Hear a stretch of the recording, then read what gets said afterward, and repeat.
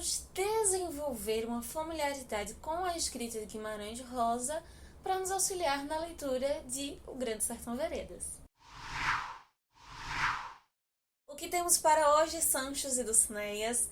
Eu sou a Larissa Bertolino, você está no canal Uma Garota Quixotesca, no qual nós nos propomos a falar de literatura, especificamente nas primeiras quartas-feiras de cada mês. Nós estaremos aqui apresentando resenhas de bons livros para você, neste que será um ano especial, um ano comemorativo do centenário, de 1922, um dos anos mais importantes para o modernismo. E se você já está nos seguindo, viu que segunda-feira nós abrimos a nossa jornada de leitura conjunta do Grande Sertão Veredas. Nesses 3 meses, até o dia 21 de março, nós estaremos lendo a obra máxima do João Guimarães Rosa, cada um deles com seus pedacinhos, a quantidade de páginas por semana. E neste vídeo eu vou compartilhar com você a minha leitura, as impressões, alguns comentários literários sobre uma outra obra do Guimarães que de certa forma tem uma relação com o Grande Sertão Veredas. Tem um personagem no Grande Sertão chamado Joãozinho Bembem. Pela nossa leitura desses primeiros dias ele ainda não apareceu, mas eu sei que ele vai aparecer. E ele está no conto de hoje, não sendo protagonista, claro. O protagonista do livro de hoje, podemos dizer, seja o próprio estilo do João Guimarães Rosa. E para entender um pouquinho sobre o porquê o Joãozinho Bembem está nesse livro, aí isso eu te conto só no final deste vídeo. Esse vídeo eu vou dividir em 3 partes. A primeira, uma contextualização mais histórica, um resumo, uma parte sem spoiler e a outra com, e no final, os comentários, algumas análises importantes sobre esta obra. A Hora e a Vez, de Augusto Matraga, é um dos contos mais importantes de toda a carreira do João Guimarães Rosa. E especialmente para nós entendermos a sua recepção, como ele impactou inicialmente o seu público. Este conto se encontra na coletânea Sagarana de 1945, que não é a primeira obra que ele escreve, mas é o primeiro texto, é o primeiro livro que ele vai conseguir publicar. Sagarana é uma coletânea de 9 contos e A Hora e a Vez de Augusto Matraga é o último conto nessa lista, que inclusive virou filme em 2015. De início, uma das coisas que nós precisamos entender, e se você esteve aqui segunda-feira, você já ouviu um pouquinho sobre isso, a importância das palavras, dos significados, dos neologismos. Guimarães era um poliglota exímio que gostava de juntar palavras, inclusive de origens diferentes. E esse é um dos pontos importantes para entender o conceito dessa obra, no total, e do conto específico que nós vamos trabalhar hoje. Sagarana é um ótimo exemplo desse neologismo porque é a junção de 2 palavras. Saga, de origem eslava, que quer dizer lendas. Rana, de origem indígena, tupi, se não me equivoco, quer dizer parecido. Então, todas as 9 narrativas que nós encontramos aqui, os 9 contos, têm essa proposta de serem parecidos com lendas. Mas não quaisquer lendas do nosso folclore, por exemplo, ou de outras regiões do mundo. Lendas, histórias onde o fantástico, o mágico ou apenas o insólito está ali aparecendo. E que não vão falar necessariamente de monstros, de origens míticas, mas do universo do sertão, especialmente do íntimo, do interior, do homem que vive nesse sertão. Assim como em Grande Sertão Veredas, o protagonista não é Reobaldo, não é Diadorim, mas o próprio sertão. Em Sagarana, assim como em A Hora e a Vez de Augusto Matraga, a mente do sertanejo são o grande brilho, o grande protagonista de todos esses contos. Quando nós lembramos que Guimarães não só é dessa origem interiorana sertaneja, mas foi um médico que atuou muito nesses ricões do país, nós vamos ter uma riqueza de detalhes, de percepções por diversos tipos, diversas personas que atuam nesse sertão. Do mesmo jeito que o sertão é plural, os sertanejos também serão plurais. Dentro dessa diversidade, Guimarães vai apresentar um sertão bem diferente dos seus contemporâneos. É bom lembrar que nesse período nós temos a Raquel de Queiroz, nós temos o Graciliano Ramos, o Euclides da Cunha já havia apresentado a sua obra máxima. Existiam grandes representações do sertão e do sertanejo na literatura nacional. mas o Guimarães vai apresentar um novo perfil ainda não visto. Isso porque as suas obras se baseiam em 3 pontos. O regionalismo, que ele está compartilhando com esses seus companheiros, um regionalismo um pouco mais universalizante, que nós vamos falar lá na frente sobre isso. Uma religiosidade, que não é simplesmente a representação de um homem sertanejo católico. A religiosidade está além do fato de religião. Religiosidade em Guimarães é outra coisa. E a riqueza do seu neologismo que junta tudo isso. A sua incrível forma estilística. Isso tudo para falar do homem através da arte. A representação máxima de uma história de transformação radical. O regional, aquele período, era uma espécie de convencionalismo. Por mais que existissem obras como Monteiro Lobato, por exemplo, que buscava descrever o interior de São Paulo, da região sudeste, outras obras que tratassem do regionalismo na região sul ou na região norte, o que ficou mais marcado na nossa literatura, quando se pensa em regionalismo, é o sertão, mais especificamente interior de Minas e Nordeste. Uma coisa que Guimarães vai fazer em Grande Sertão Veredas, mas já está bem explícito aqui em Sagarana, é uma espécie de alegria sensual com as palavras. Não há uma estrutura lógica para as palavras. Isso, se você está lendo Grande Sertão Veredas, já percebeu muito bem.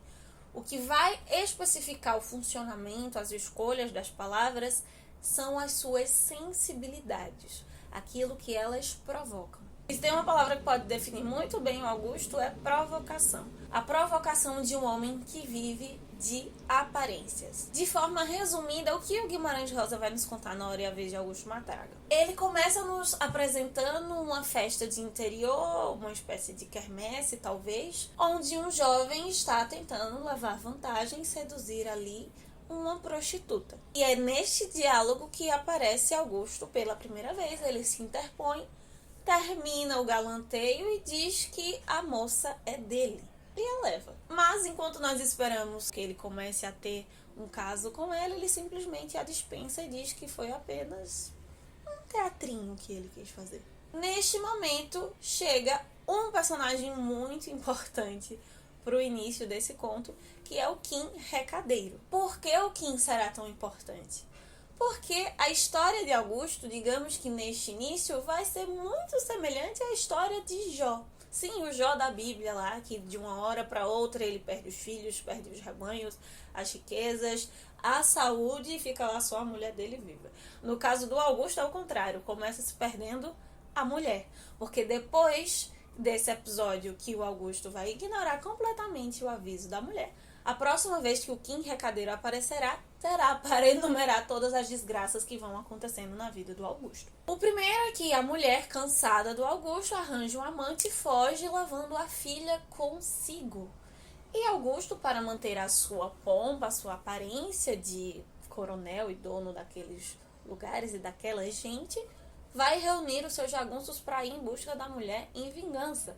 E aí, novamente, o Kim Recadeiro vai aparecer e dizer: sim, senhor, assim, o senhor não estava pagando, então os homens desistiram, não estão nem mais na sua propriedade, estão na propriedade lá do seu fulano e estão trabalhando para ele agora.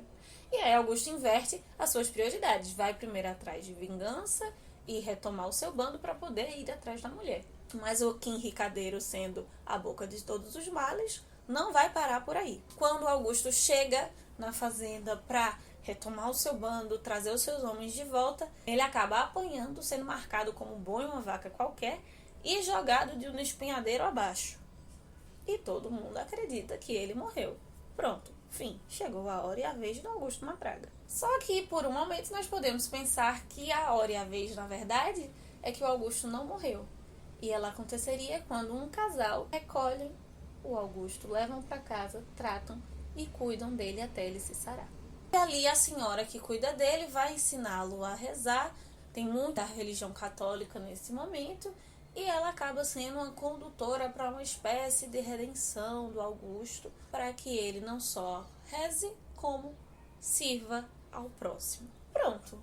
Seria essa, então, a hora e a vez do Augusto. Ele morreu. Afinal de contas, se tratando do neologismo muito forte em Guimarães Rosa, Augusto, que significa sublime, não é apenas um nome, mas um título que era dado aos imperadores na Roma Antiga, com o sobrenome esteve, talvez do verbo estar, no pretérito. Pronto. simplesmente Augusto não existe mais. Mas o Estevão também pode ser lido como uma adaptação, uma versão de Estevão, o primeiro mártir do cristianismo. E assim, o Augusto, aquele que antes era o dono, o sublime, ainda que pela aparência, precisaria estar ali morto durante 6 anos para se tornar um mártir dessa causa e ressurgir para então sim ter a sua hora e a vez e alcançar a sua redenção, em contraste com o homem terrível que ele era. Mas essa não foi a hora e a vez de Augusto Matraga, pelo menos não na leitura que nós podemos fazer. Não existe uma diversidade de possibilidades. E aí é que entra o universo compartilhado do Guimarães Rosa. Da mesma forma que nós temos com a DC e a Marvel, por exemplo, onde os personagens do universo específico de um herói acabam tendo participações especiais nos filmes ou nas histórias em quadrinhos de outros super-heróis, o Guimarães Rosa vai fazer isso com o Grande Sertão Veredas, porque talvez para que o Augusto encontre de fato a sua redenção, ele conhecerá Joãozinho Bembem, sim, o jagunço do Grande Sertão Veredas. Agora, sendo esse novo homem que ajuda ao próximo, que é mais humilde, que vive ali escondido, inclusive com outro nome, o Augusto recebe o Joãozinho Bembem, os seus homens, cuida deles, lhe dá hospedagem, lhe dá comida, bom papo, puxando assunto, conversa, rindo com eles. Mas se o Kim Recadeiro foi importante para o Jó da primeira parte, o Joãozinho Bembem vai ser importante nesse segundo por começar, junto com seus homens, a despertar um pouco daquele antigo Augusto, naquele Marte que havia ressuscitado. A religiosidade mística dentro dessa obra, dentro do Guimarães Rosa, não é necessariamente voltada para um cristianismo, neste caso, para um catolicismo, mas para uma condição humana. Sempre que se tratar de espiritualidade, de religião, é sempre tocando a condição humana, do que há de melhor ou de pior nisso. E essa é a função da religião na vida do Augusto, é ele buscar o seu sentido de viver, e que não estará necessariamente num livro sagrado, nas regras, mas na sua própria percepção da vida. Neste sentido, é que nós poderíamos dizer que começa a busca de fato por essa redenção, por essa nova hora, e vez não aceitando o martírio que ele havia passado. O Augusto deixa então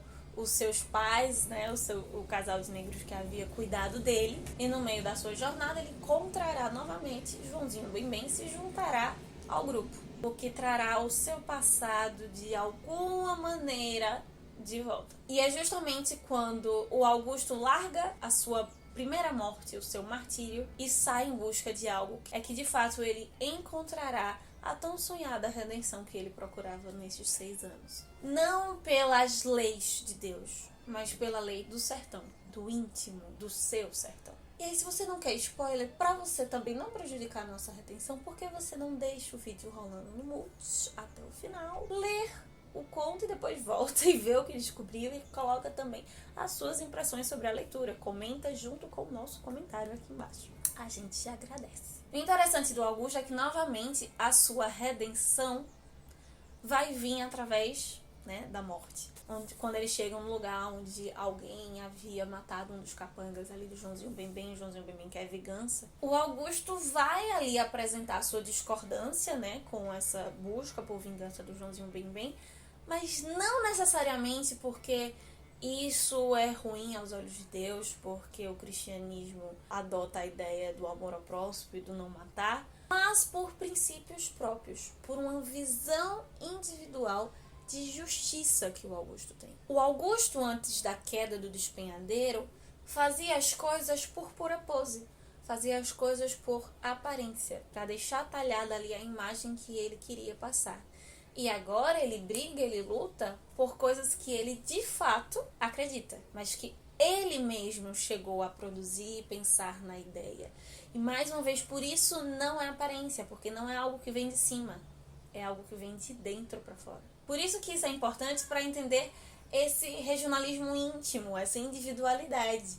O Guimarães vai partir de algo que o Unamuno também vai trabalhar lá na Espanha, não à toa o Guimarães vai render tributo ao Unamuno, que é um regionalismo universalizante, coisas que os grandes nomes da literatura conseguiram fazer. Eles não focam na descrição do lugar geográfico ou de expressões linguísticas daquela região para representar isso como regionalismo, para dizer que está se escrevendo uma literatura daquele ambiente. Mas se utiliza do local, falar de coisas que ocorrem unicamente nesses locais ou de uma forma muito específica nesses locais para representar aquilo que é universal, aquilo que toca a todo ser humano. Mais do que uma redenção propriamente dita, a Hora e a Vez de Augusto Matraga vai falar sobre a busca pelo sentido da vida, pelo que traz coerência na nossa vida, naquilo que nós criamos como ideia de vida, de mundo. A religiosidade, sim, é algo que nos ajuda a chegar aí. Mas quem faz isso somos nós, de fato, cada um à sua maneira, individualmente. E o Augusto vai encontrar isso. Por isso que a sua primeira morte não valeu. A sua primeira morte foi superficial, assim como a sua vida antiga era superficial, porque ele ainda não havia encontrado um sentido de verdade. Ele não havia construído o seu sentido de verdade. E por isso que todo esse momento dos 6 anos que ele fica ali recluso vai ter algo compartilhado muito forte do próprio Guimarães, da sua forma de escrever, porque o Augusto, ele vai criar uma nova linguagem para si mesmo, uma nova forma de expressão, a sua própria linguagem, a sua própria forma de ver o mundo. E foi por isso que eu escolhi este conto para iniciar as resenhas, para abrir a literatura propriamente dita aqui no canal neste ano. Porque nós precisamos ter a nossa hora e a nossa vez, e às vezes mais de uma durante a nossa vida. O interessante é que ela não aconteça necessariamente na hora da nossa morte, para que nós possamos encontrar esses sentidos ou para que nós possamos criar os sentidos das nossas vidas enquanto ainda há oportunidade para vivê-la.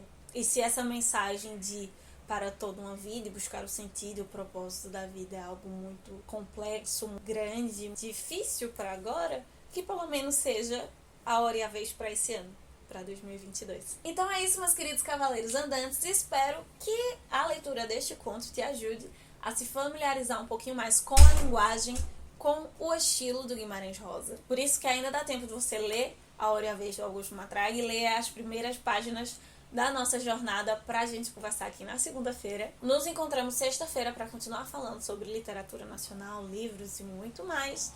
E lá no Instagram, @umagarota_quixotesca, a gente continua diariamente compartilhando boas leituras, as nossas impressões, os nossos comentários, inclusive sobre as primeiras páginas lidas já do Grande Sertão Veredas. Por enquanto, vamos nos vendo por lá. Sexta-feira, na próxima segunda, nós temos um encontro marcado. Enquanto isso, que possamos continuar saindo da biblioteca e vendo muito além das manhãs de vento. Valeu!